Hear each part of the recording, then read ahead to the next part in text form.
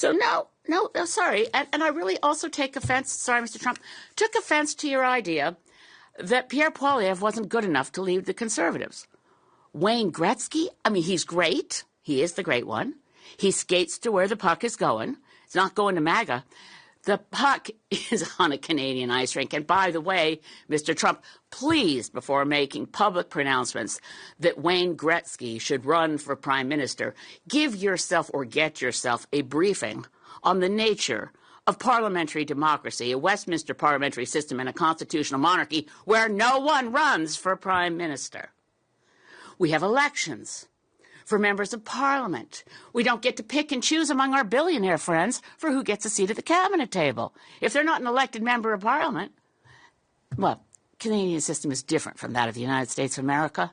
I suggest that Mr. Trump find one of his grandchildren's school books and look at the year 1776, which may explain a few things to him about why our systems of government are different. I don't want to belittle Mr. Trump, but on the other hand, hey, Donald, have we got a deal for you? You think we want to be the 51st state? Nah, but maybe California would like to be the 11th province. How about it?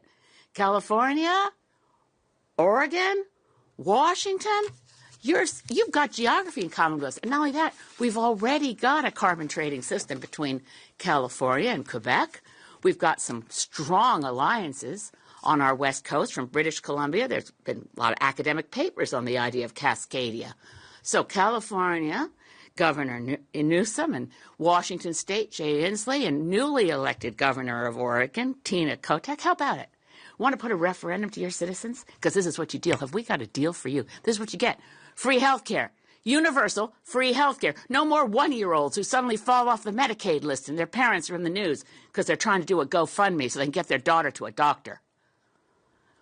Universal free health care. And guess what? Those gun laws that your Congress is too afraid to pass because of the national gun lobby, we already got our strict gun laws. That's why we have the safest streets around the world, or at least in the United States, by the way, the most recent stats, 5.9 out of every 100,000 people is killed in a fatal gun incident versus 0.88 per 100,000 in Canada. That's because we have strict gun laws.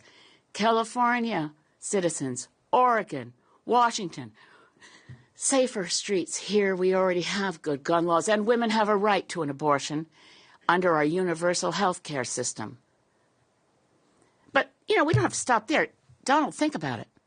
You could get rid of all these states that always vote Democrat. You know what else will take Bernie Sanders off your hands? Proud new Canadian citizen of the great province of Vermont. Vermont, New Hampshire, Maine. We'd love to see you. Our maritime provinces already have deep, deep links and ties. Well, enough kidding around. But honestly, President Trump, get used to it. Canada is a sovereign nation full of, guess what, proud Canadians. We're not jingoistic. We don't boast a lot. That's one of the things we kind of have in common with Jimmy Carter.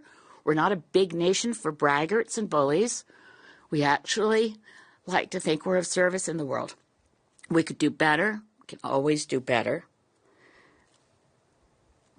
But we love our country. And it's a country. It's a nation. And we do not aspire to be a 51st state. So let's not hear that anymore. If it was a joke, it was never funny, and it ends now. Thanks.